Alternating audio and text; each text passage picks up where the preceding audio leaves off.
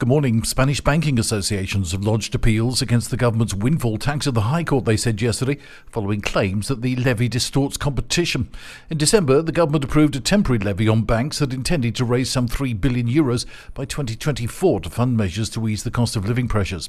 The Spanish Banking Association and the Association of Former Savings Banks said in a statement they had lodged two appeals before the High Court challenging the new levy. In November, the European Central Bank also said potential adverse effects could include a higher cost of credit for clients. The Association for Spanish Oil Companies yesterday said it had no plans to challenge the new tax, whilst the Association for Power Companies was not immediately available for comment. The National Police, in a joint operation with the tax agency and the Guardia Civil, have arrested a stowaway on a Greek-flagged cargo ship who was transporting 4 bundles of cocaine weighing some 109 kilograms. An investigation began when officers received information from the Greek authorities who reported the presence of a person on board a merchant ship. The tip-off noted that the person was located inside a compartment that was difficult to access in the area of the ship's anchor, with indications that they were smuggling drugs, the police said. According to the police report, the merchant ship, which was travelling from Colombia to Turkey, was scheduled to refuel near Spain.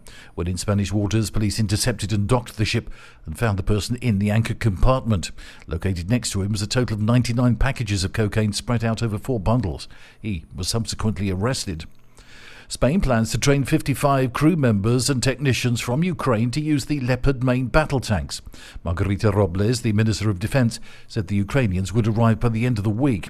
Spain is one of the NATO countries that agreed to supply Ukraine with tanks in principle, yet Robles left the question about the quantity of the tanks her country would send to the Ukraine unanswered. And Barcelona's City Council held a vote rejecting left-wing Mayor Ada Colau's stated intention last week to untwin the city with Tel Aviv and cut ties with Israel. But the vote was only symbolic. Council members don't have the power to veto Ada Colau's decision. The order to remove the city's twinning with Tel Aviv was only supported by members of the mayor's party. Last week, Ada Colau announced that she was suspending all of Barcelona's ties with Israel, adding that the city would maintain relations with Israel and Palestinian entities that continue to work for peace and against apartheid. That's the latest from TRE. I'm Bob James.